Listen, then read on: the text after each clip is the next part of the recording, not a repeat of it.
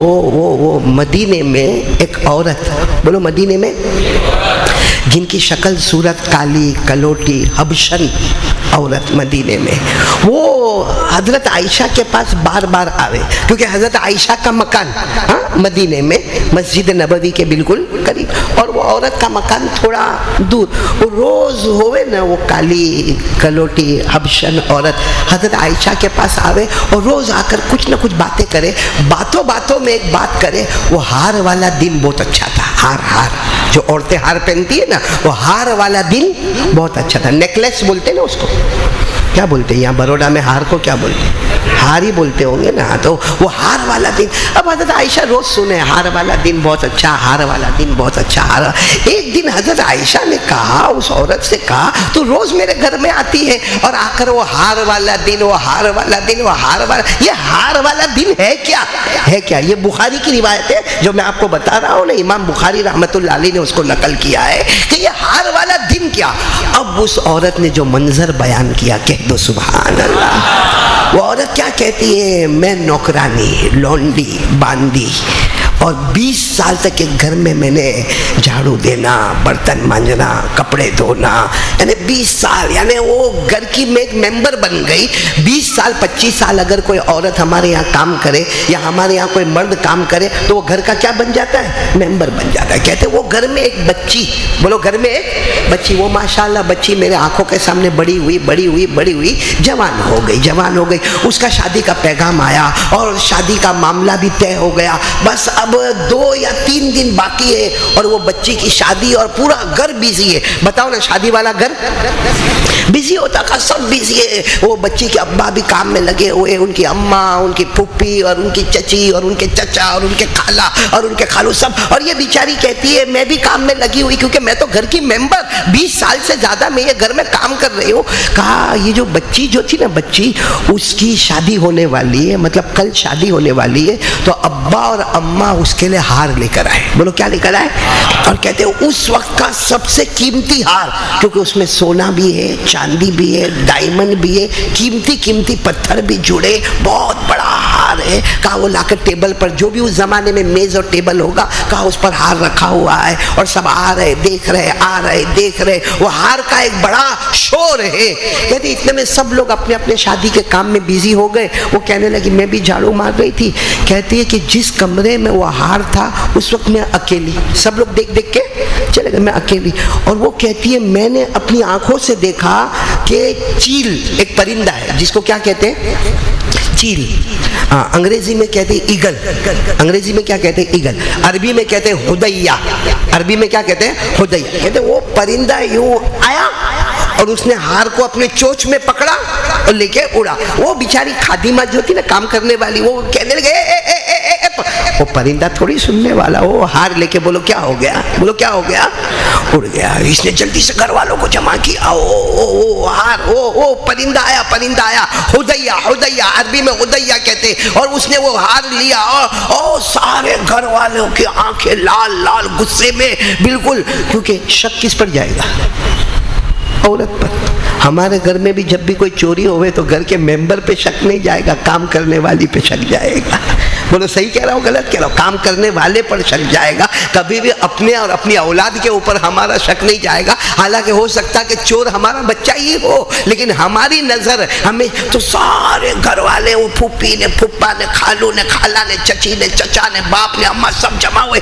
बोले कोई ऐसा परिंदा आके थोड़ी हार उठा के लेके जाता, तूने चोरी। वो बेचारी कस्में खावे, उस जमाने में जो कस्में खाई जाती थी वो कस्में खावे, और कस्में खाकर कहे कि मैं क्यों चोरी करूंगी? अगर मुझे चोरी करना होता तो ये 20-25 साल में मैंने चोरी नहीं किया, और फिर मैं बच्ची का हार चोरी करूंगी, जिसको मैं अपने जान से ज्यादा प्यारी बच्ची समझती हूँ, और ये दुल्हन बन के जाएगी। जैसा आप लोगों को रोना आता है मुझे भी रोना आता। मगर घर वालों ने कहा नहीं, कोई ऐसा परिंदा आवे ने ऐसा उठा के लेके जावे, ऐसा नहीं हो सकता। घर वालों ने मारना शुरू किया, इतना मारा।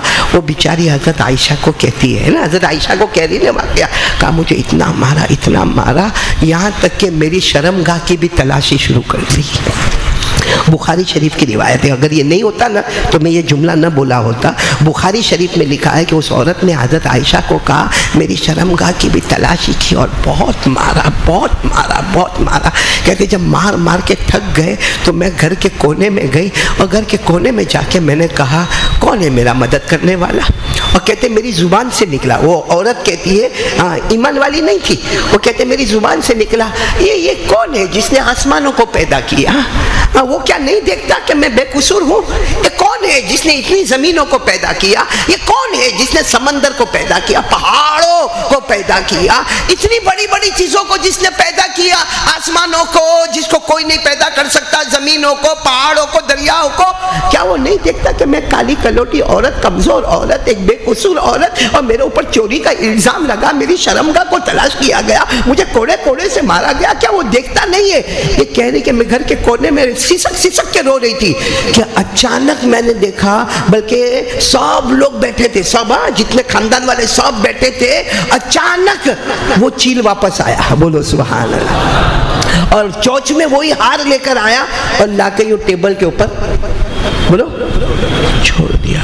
अब जितनों ने, सब ने देखा, सब कभी हार को देखे, कभी उसको देखे जिसकी शर्मगाह को भी तलाश किया गया था, जिसको बहुत मारा गया था।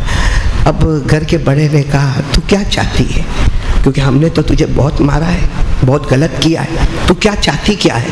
कहा मैं चाहती हूँ मुझे आज़ाद कर दो, मुझे छोड़ दो, अब मुझे ये घर में नहीं रहना। जिस घर में मुझे चोरी का इल्ज़ाम लगा, जिस घर में मेरे कपड़े उतारे गए, जिस घर में मुझे कोड़े कोड़े से मारा गया, मेरे अंदर ताकत ही क्या थी। कौन सा मेरे पास बहुत, मैं हट्टी कट्टी मोटी तंदुरुस्ती, और मेरी उम्र तो देखो 60 साल के ऊपर मेरी उम्र हो गई। मेरे को चोरी करना होता तो 25 साल वाली उम्र में चोरी करी होती अभी, लेकिन मुझे आज़ाद कर दो। घर वालों ने आज़ाद कर दिया। ये घर के बाहर निकली और कहने लगी कौन है, कौन ऐसा है जो मुझे बताए कि ये आसमान का पैदा करने वाला कौन है, क्योंकि आज मैंने उसी को पुकारा है। ये कौन है जो जमीनों का पैदा करने वाला, ये कौन है जो पहाड़ों का और समंदरों का पैदा करने वाला, क्योंकि आज नामुमकिन मुमकिन बना है कि परिंदा वापस आता है और अपनी चोंच में वो हार लेकर आता है। ये अभी औरत हजरत आयशा को कह रही है कि किसी ने मुझे कहा मोहम्मद के पास जाओ, वो अल्लाह का एड्रेस बता दे। अल्लाह अकबर, नारे तकबीर। कहा मुझे किसी ने कहा तू मोहम्मद के पास जा, वहाँ है, वो पूरा एड्रेस बता देंगे ये कौन है। कहते मैं गई रोते रोते जब मैं गई, कहते मेरे नबी ने मेरी तरफ देखा और कहा अल्लाह ने तुझे हिदायत के रास्ते पर भेज दिया। भले मार खाई, हार घूम गया, फिर मिल गया, मगर तू हिदायत के रास्ते पर आ गई। वो कहती है असलम तू, मैंने इस्लाम कबूल कर लिया। बोलो सुभान अल्लाह। बोलो मैंने इस्लाम कबूल कर लिया। बोलो सुभान अल्लाह। अब क्या कह रही मालूम, वो हजरत आयशा को कहती है, अब सुनना जो जुमला, वो हजरत आयशा हमारी अम्मा को कहती है कि एक बार मैंने उसको पुकारा, जिंदगी में कभी नहीं पुकारा था, कभी ख्याल भी नहीं आया था ये आसमान का पैदा करने वाला कौन। ये तो कहते मुझे मारा नहीं होता तो मेरे को ये सब समझ में भी नहीं आता, लेकिन उस दिन मेरे को समझ में आया कि जो नहीं जानता था कि अल्लाह कौन है, उसने पुकारा, अल्लाह ने नामुमकिन को मुमकिन कर दिया। तो जो जमाने से कलमा पढ़ता होगा उसका मकाम कितना ऊंचा होगा, हमारा मर्तबा अल्लाह के नज़दीक कितना ऊंचा होगा, क्योंकि हम कलमा पढ़ते थे। बोलो पढ़ते, और जब तक जान में जान रहेगी पढ़ते। वो एक सहाबी जिनका नाम आपने सुना होगा, हजरत हारिसा। क्या नाम, पूरा नाम है हजरत हारिसा बिन अबी औफा।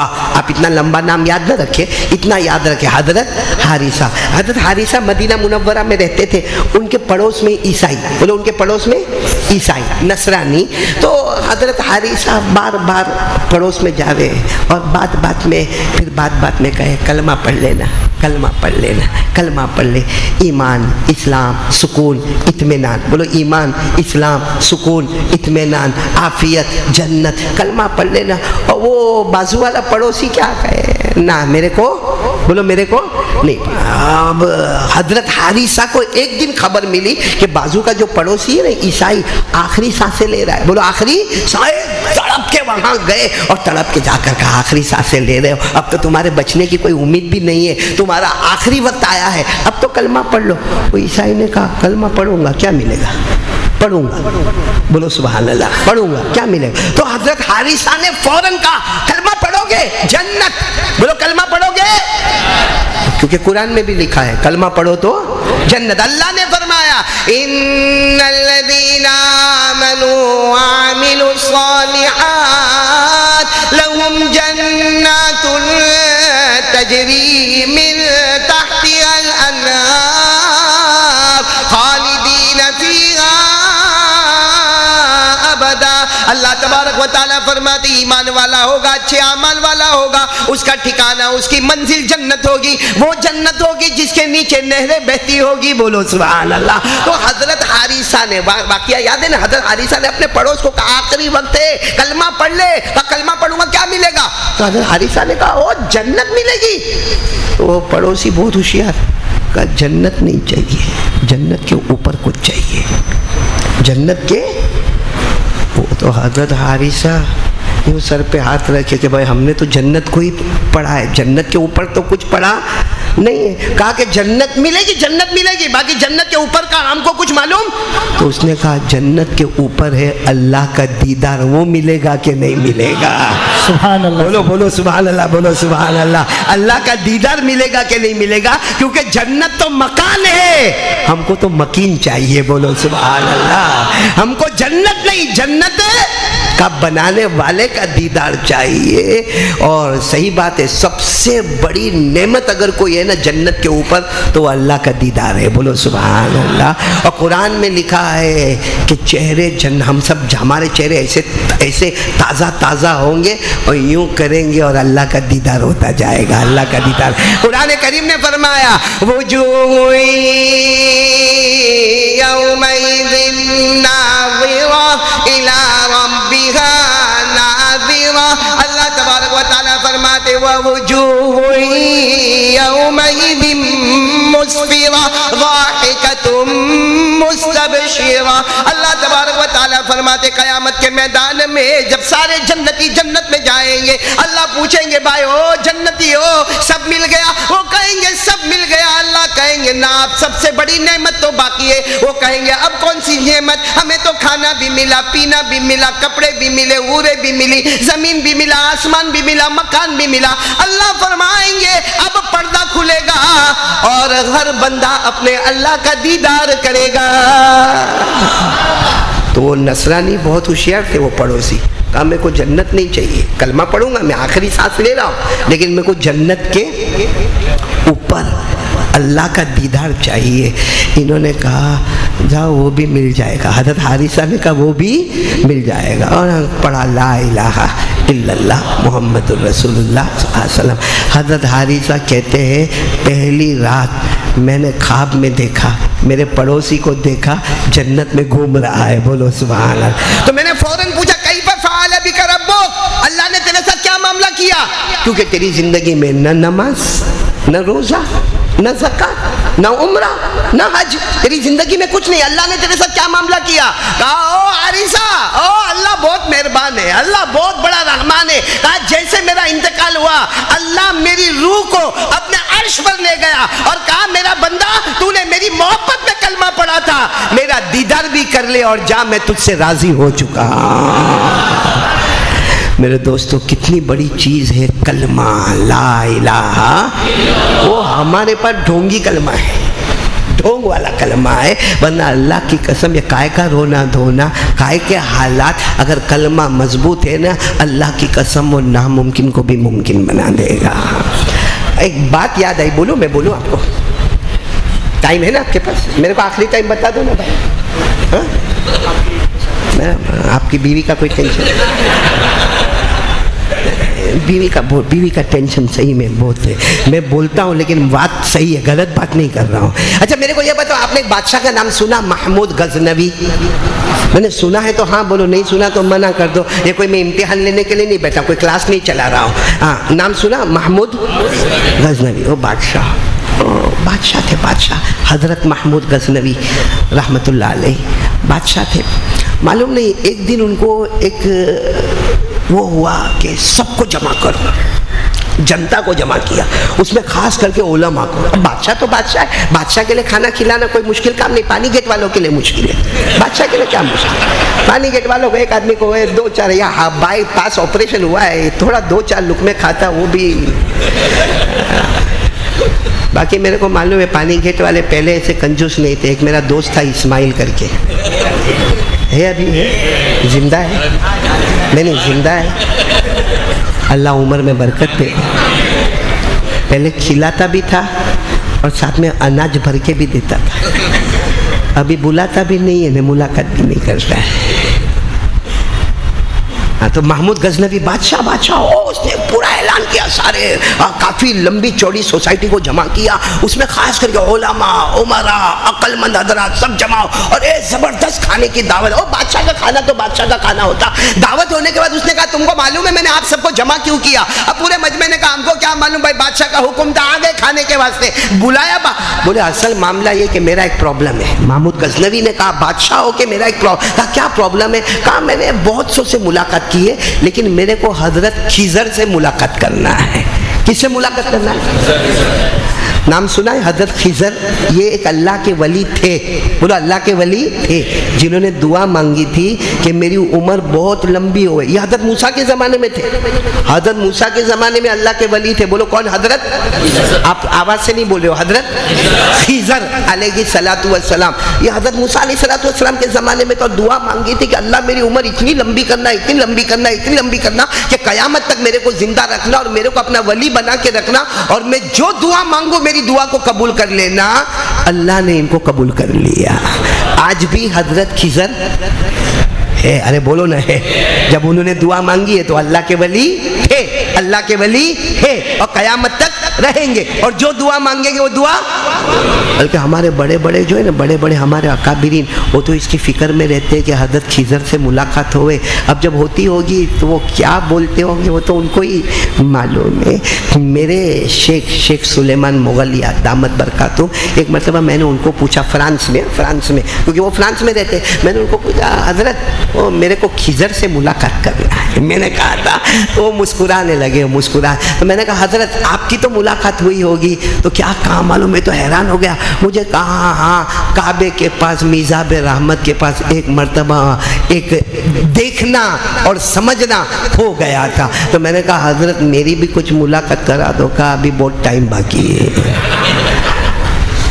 तो महमूद गजनवी तो बादशाह थे, अब उनको एक तमन्ना, किससे मुलाकात करना? बोलो हजरत। और हजरत खिजर कौन से जमाने से है? हजरत, और कयामत तक रहेंगे। कुरान करीम में उनका जिक्र आया है। हजरत खिजर का जिक्र कहाँ पर आया है?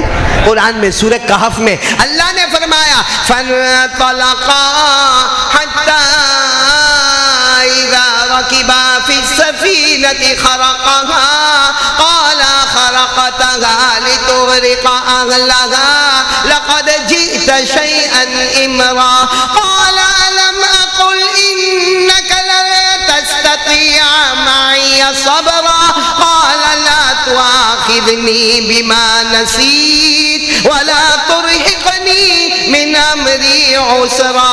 वो तो मैंने बहुत 3 आयतें पढ़ी, बाकी पूरे 2 रुकू भर के इनका जिक्र आया है हजरत खिजर अलैहिस्सलातु वस्सलाम का। आपको मालूम था हजरत खिजर का कुरान में जिक्र आया? हाँ, कितने रुकू में आया है? 2 रुकू भर भर के आया है, और ये 15वें पारे का आखिरी और 16वें पारे का शुरू, इसमें ये जिक्र आया है सूरह कहफ में। खैर महमूद गजनवी ने ऐलान कर दिया, कौन है? इतना बड़ा मजमा है, सबको खिलाया पिलाया, सबको पेट भर भर के खिलाया, कौन है जो हजरत खिजर से मेरी मुलाकात कराएगा? अब जितने उलमा सब गर्दन झुका के, क्योंकि अपनी होवे तो किसी की करावे दे, अपनी होवे तो किसी की करावे। मेरे को कोई बोले तो मैं भी मुंह झुका के बैठूंगा कि हजरत खिजर से मुलाकात। मालूम है एक लंगोट पहना आदमी था, लंगोट पहना, इतना सा यहाँ शुरू होता था यहाँ खत्म होता था, लंगोट पहना आदमी वहां से खड़ा हो गया, ओ बादशाह सलामत, मैं मुलाकात कराऊंगा, मैं मुलाकात करा। बादशाह भी हैरान कि सब उलमा बैठे, कुर्रा बैठे, फुजला बैठे, हदीस के पढ़ाने वाले, तफसीर के पढ़ाने वाले बैठे, वो सब गर्दन झुका के बैठे, और ये लंगोटिया। हाँ, और वो भी कैसा कि लगता है चेहरे पे से कोई जानता वानता पूछता होगा। कहा आ गया आया करिए। कहा मुलाकात कराओगे? हाँ कराऊंगा। लेकिन उसने क्या कहा मालूम? मुलाकात तो कराऊंगा, 6 महीने लगेंगे। कितने? कहा क्यों? कहा लंबी तस्बीह खींचनी पड़ेगी, बहुत लंबा वजीफा पढ़ना पड़ता है 6 महीने तक। और कहा मेरा घर वो दरिया किनारे, तो दरिया किनारे में बैठूंगा, वहां मेरा छोटा सा झोपड़ा है, तो वो दरिया किनारे बैठूंगा 6 महीने तक लंबी तस्बीह पढ़ता जाऊंगा, पढ़ता जाऊंगा, पढ़ता जाऊंगा। 6 महीने के बाद खींचर आएंगे, लेके आऊंगा, तुम्हारी मुलाकात करवा दूंगा, उसमें कौन सा बड़ा कमाल है। तो बादशाह ने कहा कोई बात नहीं, जाओ 6 महीना करो, उसके बाद। और बादशाह ने कहा मुंह मांगा दूंगा, मुंह मांगा, जो तुम मांगोगे दे दूंगा, लेकिन खिजर से मुलाकात। तो लंगोट वाले जो थे ना ऐसे ही बैठे, कहा जाओ। कहा जाओ तो 6 महीने का खाना पीना क्या, क्योंकि मैं तो दरिया किनारे बैठूंगा, मैं तो लंबी तस्बीह पढ़ता रहूंगा। तो कहा मेरे 8 बच्चे हैं। कितने? फैक्ट्री भी जोर पे। कहा मेरे 8 बच्चे, और फिर मेरी अम्मी और मेरे अब्बा और मैं और मेरी बीवी, ये सब एक घर में झोपड़े में रहते, तो उनका सबका खाना पीना क्या। बादशाह महमूद गजनवी ने फौरन कलम उठाया और कहा लिख लो 6 महीने तक शाही खाने का नाश्ता, शाही खाने का दोपहर का खाना, महल का रात का खाना, और जो भी ये मांगे खाने पीने के मामले में, कपड़े के मामले में, सब दे देना। 6 महीने तक तुम्हारे लिए फुर्सत है, सिर्फ तस्बीह खींचो और खिजर से मुलाकात करो। 1 महीना बोलो, 2 महीना बोलो, 3 महीना, 4 महीना, 5 महीना, 6 महीने में 1 दिन बाकी था। और हजरत महमूद गजनवी खुश थे कि 1 दिन बाकी है, वो आएंगे। कि तो देखा कि वो तो रोता रोता खुद आ रहा है, वो लंगोट पहना हुआ रोता रोता। तो महमूद गजनवी ने कहा क्या हुआ? हाँ मिस हो गया। कहा क्या मिस हो गया? बादशाह तो बादशाह होते पूरे जलाल में। कहा वो जो तस्बीह पढ़ रहा था ना, वो एक तस्बीह जो बीच में पढ़ने की आती है ना, वो छूट गई। बाकी बहुत ध्यान लगा के मैंने काम किया था, आज आखिरी दिन था। तो महमूद गजनवी के सब दरबारी जमा थे, यूँ देखा और कहा कि अब क्या करोगे? कहा और 6 महीना। कहा जहाँ से छूटा है वहाँ से स्टार्ट करोगे? कहा नहीं, वो शुरू से स्टार्ट करना पड़ेगा वापस से, 6 महीना। तो महमूद गजनवी ने गुस्से में लिया, कलम लिया और कहा जो मेरा पहला फरमान था 6 महीने का, वो फरमान और भी 6 महीना रहेगा। 6 महीने तक इनके यहाँ नाश्ता और दोपहर का खाना और रात का खाना और कपड़े लत्ते सब बादशाह के महल से दिया जाएगा। अब चलो 7वां महीना, 8वां महीना, 9वां महीना, 10वां महीना, 11वां। अब महमूद गजनवी को मालूम था कि आज 1 साल पूरा होने वाला है। तो महमूद गजनवी ने फिर ऐलान किया कि सबकी दावत, क्योंकि आज तो हजरत खिजर से मुलाकात करना है। तो ऐलान हो गया, 1 दिन पहले ऐलान हो गया, भाई कल सब जमा होंगे, उमरा, सलातीन, सुलगा, उलमा, कुर्रा और बड़े बड़े मेहमानान सब जमा होंगे। जैसे उस दिन दावत थी ना 1 साल पहले, उससे भी बड़ी भारी भरकम दावत। और महमूद गजनवी खुद कुर्सी पर बैठे और कहा इंतजार करो, अभी वो आता होगा। कौन? लंगोट वाला आता होगा और हजरत खिजर को लेके आता होगा। इतने में तो नजर पड़ी सबकी, सबने आवाज दी, ओ आ गए आ गए आ गए आ गए। अगर बरोड़ा होता तो नारे तकबीर होता है। अरे वो आ गए आ गए आ गए आ गए आ गए आ गए आ गए। तो महमूद गजनवी भी यूं करके खड़े हो गए, आए, देखा वो अकेले आ रहे, वही लंगोट में आ रहे, आए करीब आए, कहा ओ कहा हजरत खिजर पीछे, वे पीछे से आएंगे, इधर से आएंगे, इधर से आएंगे, इधर से, क्योंकि वो तो अल्लाह के वली है, कहीं से भी नमूदार होंगे, कहाँ से आएंगे? तो उसने बैठकर क्या कहा मालूम? मैं खिजर को जानता ही नहीं। वो दिन पहली मर्तबा तो मैंने नाम सुना, ऐसे यहाँ भी कितने होंगे बड़ौदा में। मैंने उस दिन तो नाम सुना, तो मैंने बाजू वाले को यहाँ हाथ मार के पूछा खिजर कौन है? तो उसने मेरे को थोड़ा इंट्रोडक्शन कराया, तो मैंने कहा कि मैं बुला के लाऊंगा। तो बादशाह ने कहा ऐसा क्यों किया? कहा आप क्या करोगे? मेरे को मार डालोगे ना, ज़्यादा से ज़्यादा क्या करोगे? मेरे को कत्ल करोगे, सूली पे लटकाओगे, मार डालोगे।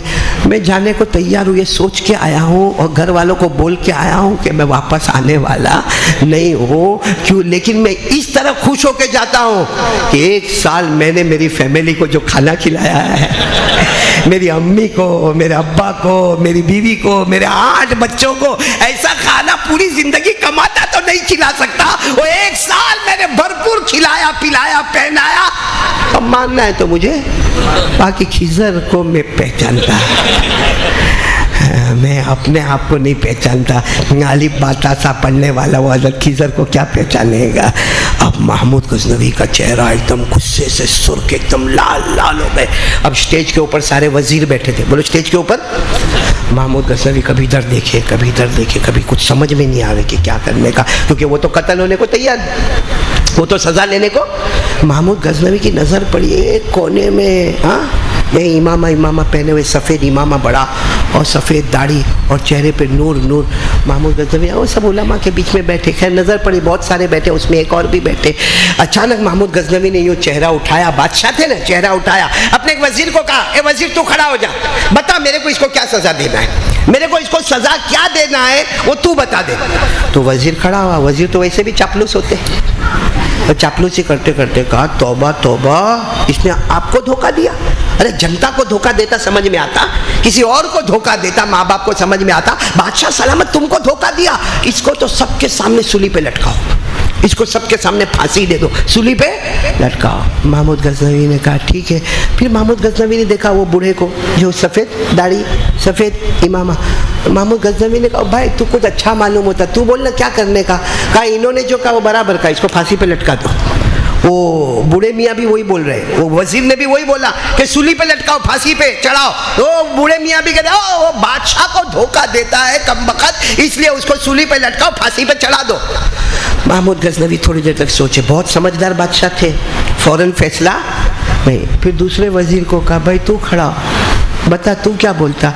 तो उसने भी वही चापलूसी, क्या बादशाह आपको धोखा दिया है, कोई आसान नहीं है बादशाह को धोखा देना, इसको एक काम करो शिकारी कुत्ते के हवाले करो, अपने पास जो शिकारी कुत्ते रखे ना भूखे भूखे, वो जाके पिंजरे में छोड़ दो, चारों तरफ से शिकारी कुत्ते भौंकते भौंकते आएंगे और इसको सिर्फ मारेंगे नहीं, नोचेंगे और नोच नोच के इसका पूरा कीमा बना देंगे, क्योंकि बहुत बड़ा जुर्म है, बादशाह सलामत को धोखा दिया गया है, इसको तो शिकारी कुत्तों के हवाले कर दो।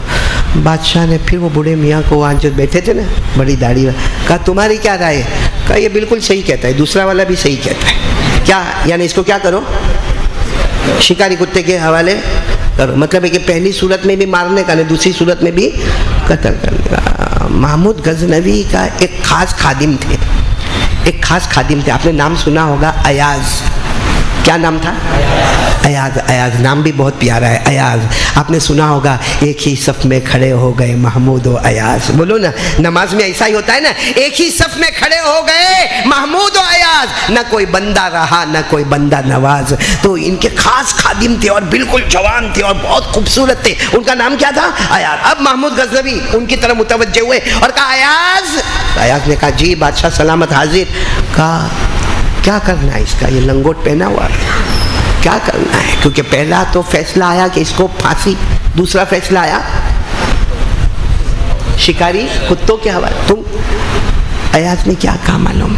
बादशाह कितने दिन खिलाया इनको, कितना टाइम खिलाया इनको आपने? बादशाह ने कहा 1 साल और पूरी फैमिली को खिलाया। अयाज ने कहा बादशाह सलामत आपने 1 साल खिलाया, मगर आपके खजाने में कमी कितनी आई?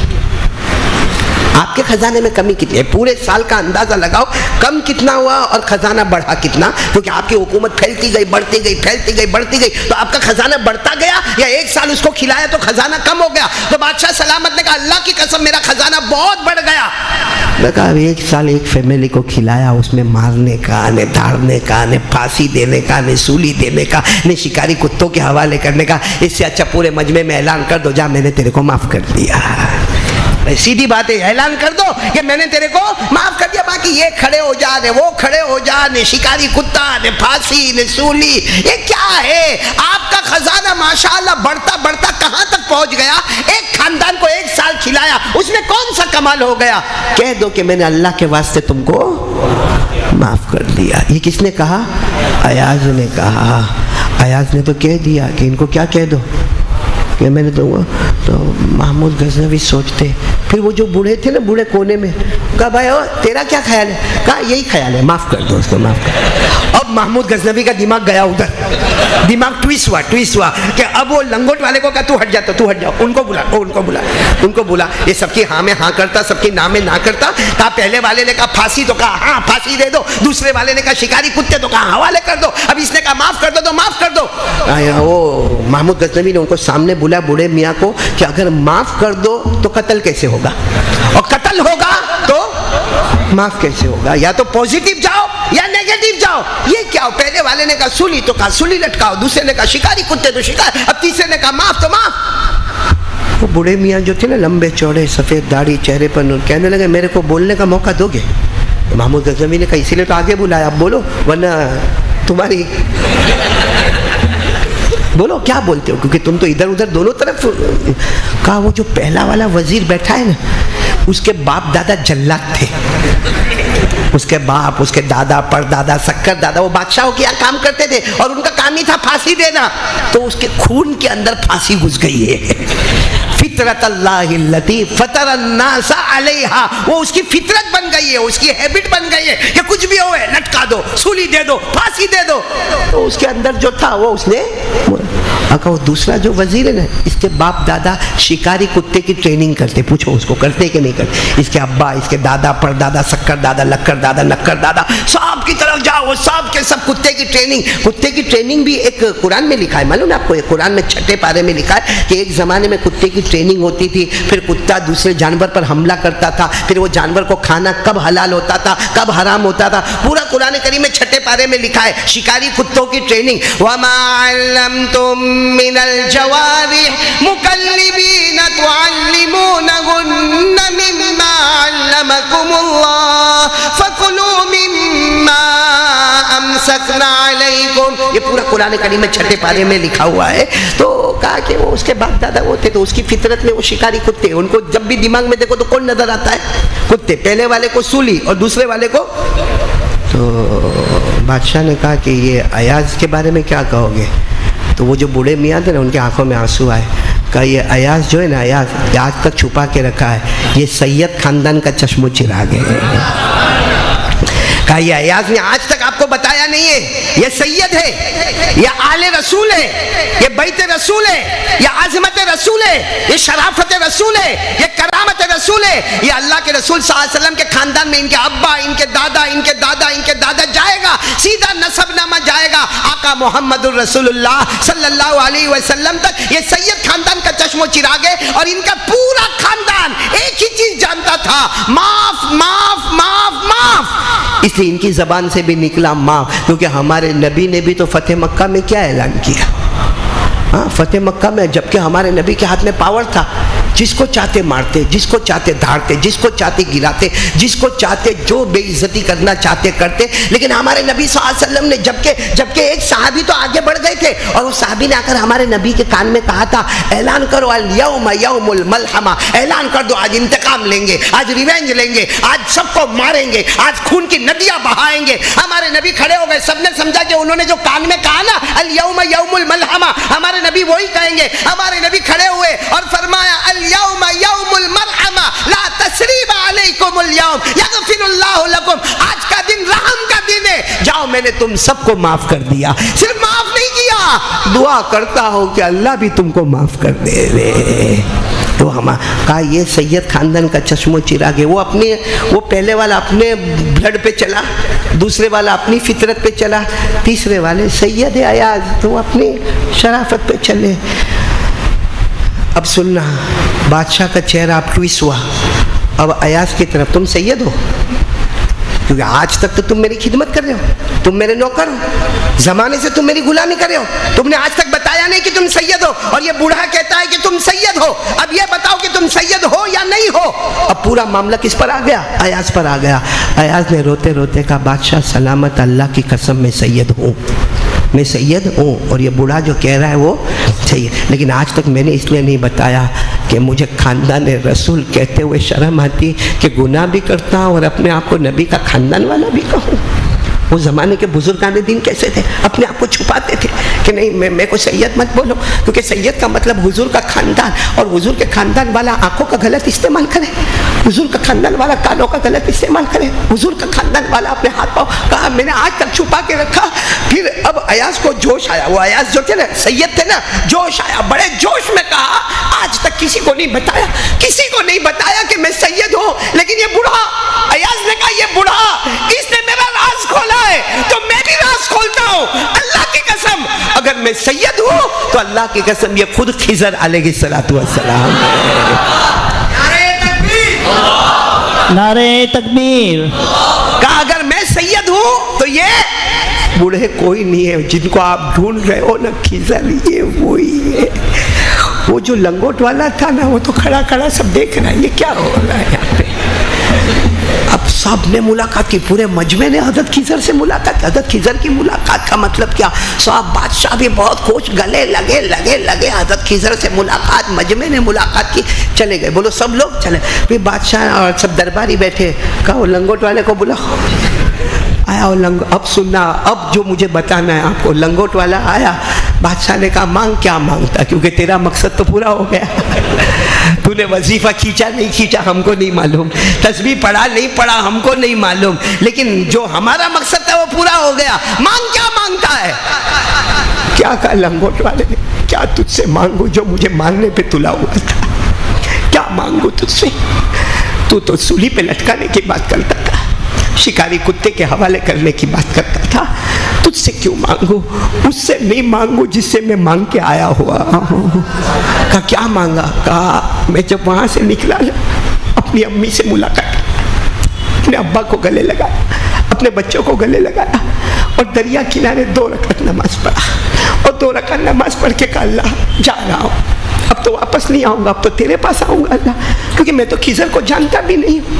और कहते मैंने, अब वो देखो वो लंगोट वाला, इतना कपड़ा वाला, कहते मैंने एक कुरान की आयत पढ़ी थी, एक कुरान की आयत पढ़ी थी और अल्लाह को कहा था अल्लाह तो खुद कहता है कि कोई परेशान एक मर्तबा तो मुझे पुकारे, आज मेरे से बड़ा परेशान कौन होगा जो अपनी बीवी को छोड़ के जा रहा है, अब बीवी के पास नहीं आएगा, आज से मेरी बीवी बेवा होगी, मेरे बच्चे यतीम होंगे, 1 साल खूब खाया पिया, अब कौन खिलाएगा कौन पिलाएगा, अल्लाह तू मालिक है।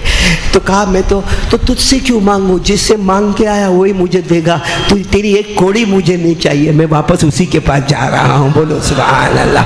तो बादशाह ने बुलाया, इधर आ मत ले, कुछ मत ले, वो आयत तो बता जो आयत पढ़ के आया है कुरान की, 2 रकात पढ़ा वो तो समझ में आया, लेकिन वो आयत तो बता जो तू पढ़ के आया। तो उसने कहा कुरान पाक में अल्लाह ने लिखा है, उसने अपनी जबान में कहा कुरान पाक में अल्लाह ने लिखा, मैं आपको बता रहा हूँ, अल्लाह ने फरमाया युजीबुल मुज़्तर्रा इज़ा दआ व यक्शिफुस सू